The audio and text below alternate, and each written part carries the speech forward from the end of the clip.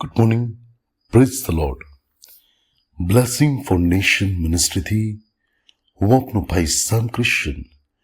ઈશ્વર પિતાએ આજે આપણને આપેલા આજના એક નવા સુંદર દિવસે આપને પ્રભુ ઈસુ ખ્રિસ્તના નામમાં પ્રેમી સલામ પાઠવું છું.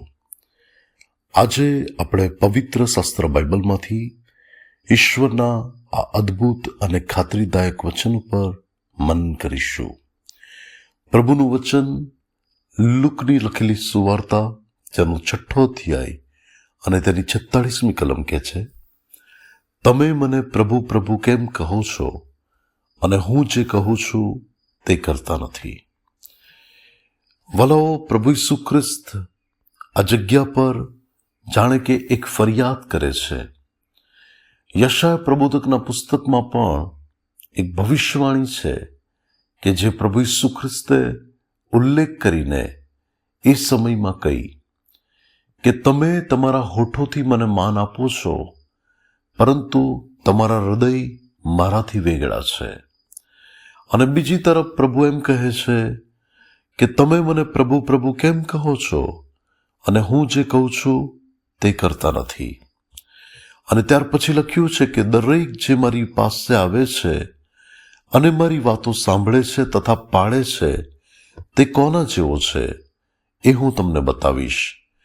તે એક ઘર બાંધનાર માણસના જેવો છે, જેણે ઊંડું ખોદીને ખડક પર પાયો નાખ્યો. જ્યારે રેલ આવી ત્યારે તે ઘરને નદીનો સપાટો લાગ્યો, પણ તે તેને હલાવી ન શક્યો, કેમ કે તે સારી રીતે બાંધેલું હતું.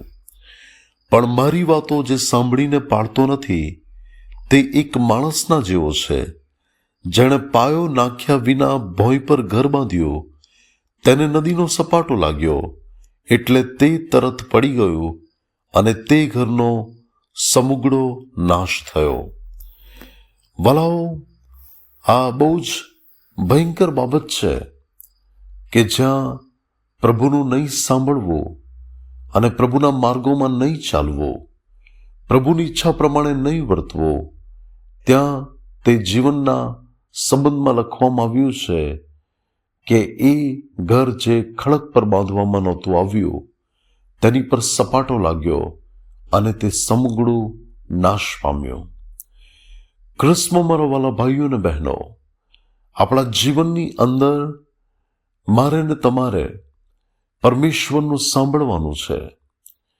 શાઉલના સંબંધમાં તમે જુઓ કે જ્યારે તેને પ્રભુ તરફથી કહેવામાં આવ્યું કે તેણે આ બાબત ઉપર ધ્યાન રાખવાનું છે, તેને શમુએલ પ્રબોધક દ્વારા કહેવામાં આવ્યું કે તેણે જ્યાં સુધી શમુએલ ના આવે ત્યાં સુધી તેણે રાહ જોવાની છે. પરંતુ તેણે પોતાના મનની મરજી પ્રમાણે જ્યારે કર્યું ત્યારે તે એક એવો આશીર્વાદ ગુમાવી બેઠો કે જે આશીર્વાદ એની જગ્યાએ દાઉદને આપવામાં આવ્યો. અને વલાઓ, એ રાજ્યાસન પણ તેની પાસેથી ગયું અને દાઉદને આપી દેવામાં આવ્યું, કારણ કે તેણે પ્રભુ પ્રભુ તો કર્યું, પરંતુ પ્રભુએ જે પ્રમાણે તેના જીવનમાં આશાને અપેક્ષા રાખી એ પ્રમાણે તે પ્રભુને સંતોષ પમાડી ના શક્યો, એ પ્રમાણેનું જીવન તે જીવી ના શક્યો અને છેવટે તે પરમેશ્વરથી દૂર થઈ ગયો. ખ્રિસ્તમાં મારા વાલા પરમેશ્વરના પ્રિય લોકો, આજે ઘણા બધા લોકો મુખમાં પ્રભુ પ્રભુનું રટણ કરતા હોય છે, પરંતુ તેમનું જીવન પ્રભુને પસંદ પડે તેવું નથી હોતું. અને રોમન 12 અને 2 આપણને એવું કહે છે કે તમારા શરીરોનું જીવતું અને પવિત્ર પ્રભુને પસંદ પડે તેવું અર્પણ તેને કરો. ખાલી પ્રભુ પ્રભુ ના કહીએ, પરંતુ પ્રભુ જે પ્રમાણે આપણા જીવનમાં ઈચ્છા રાખે છે કે આપણે આ પ્રમાણેનું જીવન જીવીએ તો એ પ્રમાણેનું જીવન જીવીને બતાવીએ. અને ત્યારે તો વલાઓ, એ ખરી ધાર્મિકતા હશે કે જ્યાં આપણે ફક્ત શબ્દોથી નહીં પરંતુ કરણીઓથી પણ આપણે એક સાચું આત્મિક જીવન જીવીને પ્રભુની આગળ ચાલીશું. પ્રભુએ જેમ ઇબ્રાહીમને કહ્યું કે મારી સમક્ષ ચાલ અને પરિપૂર્ણ થા, તેમ મારે ને તમારે પણ પરિપૂર્ણતા તરફ આગળ વધવાનું છે. પ્રભુ આજના પવિત્ર વચન દ્વારા આપણને આશીર્વાદિત કરે. આવો આપણે પ્રાર્થના કરીએ. સ્વર્ગમાંના અમારા પ્રેમાળ પિતા, અમારા કૃપાળુ અને દયાળુ ઈશ્વર, અમે તમારા ચરણોની પાસે આવીએ છીએ અને ખાસ પ્રાર્થના કરીએ છીએ પિતા કે તમે અમારા જીવનોને તમારી સન્મુખ ચાલવાને માટે કૃપા આપો.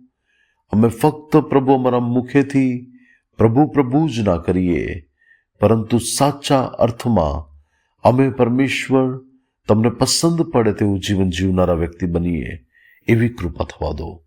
પ્રભુ ઈસુના નામે માંગીએ છીએ. આમીન. May God bless you. Have a blessed day. Shalom.